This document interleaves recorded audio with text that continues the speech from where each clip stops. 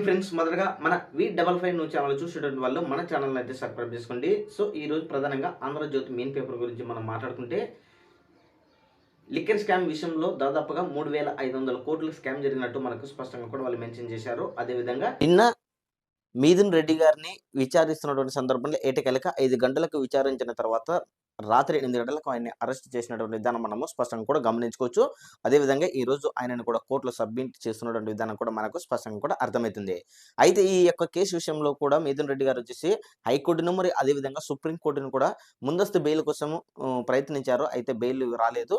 అయితే ఏటకెలకైతే నిన్న 8 గంటలకు ఆయనని లిక్కర్ స్కామ్ విషయంలో వచ్చేసి ఆయనని అరెస్ట్ చేశారు అనేది మనకు స్పష్టంగా కూడా అర్థం చేసుకోవచ్చు.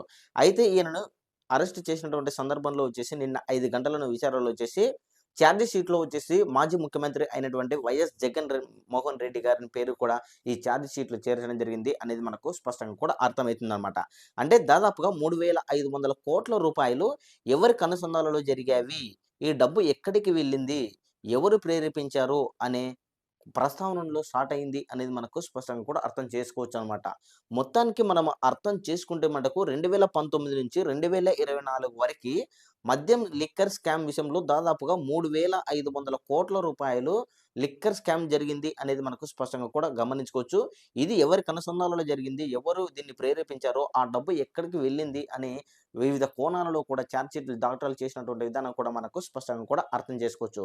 మొత్తానికి మిథున్ రెడ్డి గారి అరెస్ట్‌తో వచ్చేసి ఇప్పుడు ఆంధ్రప్రదేశ్ రాష్ట్రంలో ఉన్నటువంటి ప్రతి ఒక్కరు కూడా జగన్మోహన్ రెడ్డి గారిని కూడా అరెస్ట్ చేసే అవకాశాలు ఉండొచ్చు మేబీ అనేది అని అందరూ మనసులో మెదులుతున్నటువంటి ప్రశ్న మరి.